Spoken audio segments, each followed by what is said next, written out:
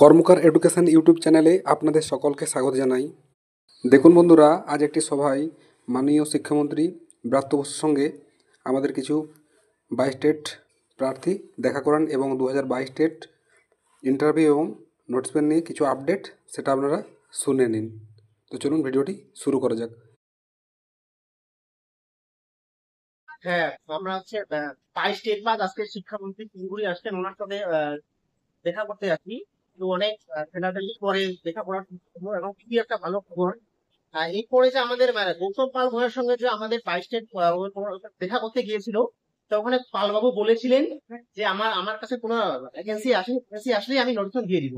তা আমরা এই কথাটাই আজকে এই শিক্ষামন্ত্রীকে জানালাম। তো বললে না, আমার কাছে তো এরকম কোনো নেই যে আমি ভ্যাকেন্সি পাঠানোর।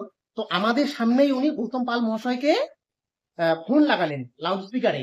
তারপর উনি বললেন যে পালবাবু, এই খবরের 22 টেট পা যারা আসে এদেরকে আমি কি বলবো। তারপর স্যার ওই গৌতম পাল মহাশয় আমাদের শিক্ষামন্ত্রীকে বললেন এই ব্যাপার। তো উনি বললেন তাহলে আমি এখন কি করার আছে, বলে আমাকে নোটিফিকেশন পাঠান।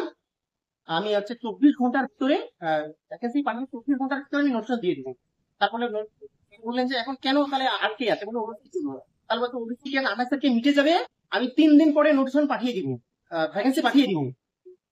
তারপর পালবাবু বললেন যে ঠিক আছে, তাহলে আমি 24 ঘন্টার মধ্যে আমি নোটিফিকেশন দিয়ে দিব। এরা আমাদের সামনেই স্যারকে কল করেছিলেন। তো বাকি মেম্বার আজকে আমাদের শিক্ষামন্ত্রী তারা মহাশয়ের সঙ্গে আমরা দেখা করলাম। তো দেখা করে উনি আমাদের কথাগুলো শুনলেন। আমাদের যে মুখ্যমন্ত্রীর তরফ থেকে যে চিঠি দেওয়ার ছিল ওটা দিলাম। তারপরে উনি সেটা শুনে শুনে সাথেই উনি গৌতম পাল মহাশয়কে ফোন করলেন। ফোন করে জানলেন যে কি পরিস্থিতি, কেন এরকম দেরি হচ্ছে বা কিছু। তো তখন গৌতম পাল বাবু বললেন যে ওবিসি মামলার জন্য আটকে আছে, আর ওবিসি মামলা সলভ হয়ে গেলে তারপরে আমাদের ভ্যাকেন্সি চাওয়ার জন্য 3 দিন সময় লাগবে। আর তার সাথে সাথে গৌতম পাল বাবু বললেন যে তার 24 ঘন্টার মধ্যেই আমরা ইন্টারভিউ নোটিফিকেশন নিয়ে আসবো।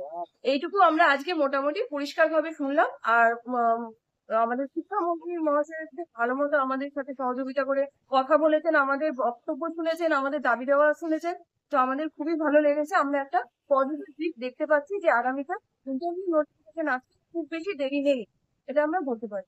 মানে স্যার শিক্ষামন্ত্রী আর মানে পর্ষদ সভাপতির কথা অনুযায়ী মানে ফেব্রুয়ারি মাসের নোটিফিকেশন আসছে 100%। ওনারা সময়ও দিয়েছেন যে 3 দিনের মধ্যে ভ্যাকেন্সি পাঠাবো এবং 24 ঘন্টা পরে নোটিফিকেশন দিব।